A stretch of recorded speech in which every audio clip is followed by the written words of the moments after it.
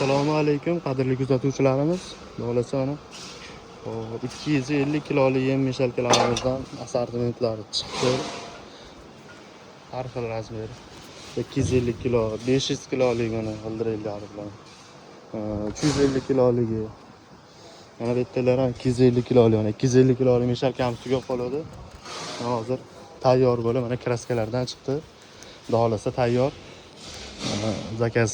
Zakazlarga qarab xohlasa chiqarib olaveradi. Hop, pichoqlarini ko'rsating deb aytishadi. Mana pichoqlari akalar ko'ringlar. Reduktor mana akalar. Yangi Xitoy reduktor qo'yilgan. Motorlar ham yangi. Xitoy zavodskiy motor qo'yilgan. 3 kW 1.5 оборотli motor. Bu reduktorlar. Hop, bitta akamiz kommentga yozishibdi. Reduktorga TAD degan yozuv TAD degan yog' quyilmaydimi deb aytishibdi. TAD degan yog' quyiladi aka, to'g'ri, lekin bu apparat ertalab kechqurun bir marta ishlatiladigan apparat bo'ladi. Shuning uchun TAD yog' o'ta quyuq bo'lgani uchun bu ishlab o'chganda o'zi yog' kerakli shestrinalarga qizib tepaga chiqishga ulgurmay qoladi. Shuning uchun bunga suyuqroq universal yog' quyasiz yoki shu mashinangizdan chiqqan atrobotgani suv aralashmagan yaxshi holatdasini quyib qo'ysangiz yetadi aka. Buning suyuqligi o'sha ishlagan holatiga o'zini o'zi yog'lashiga yetadi aka. Shuning uchun bunga TAD degan yog' quyish shart emas. Mana shu yem meshalka uchun.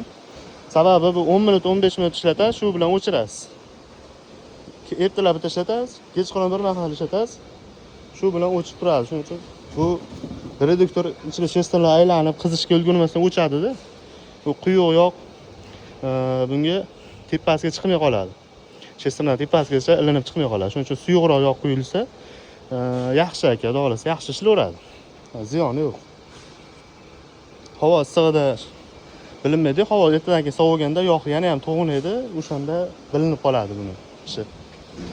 Narxini akalar, narxini so'raymiz. Ko'p marta aytmay o'tamiz ekan, narxi 5 million 500 ming so'm.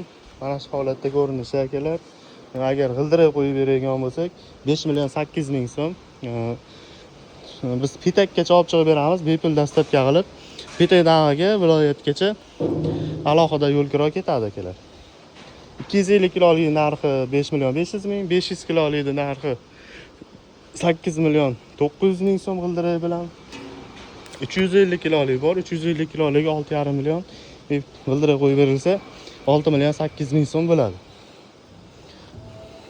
Akalar, videoda kamchiliklar yana kommentga yozib qo'ysalar, keyingi videolarda da xohlasa kamchiliklarni to'ldirib yana video qilib, chiroyli qilib sizlarga tushunarli qilib obzor qilib berishga harakat qilamiz. Sog' bo'linglar.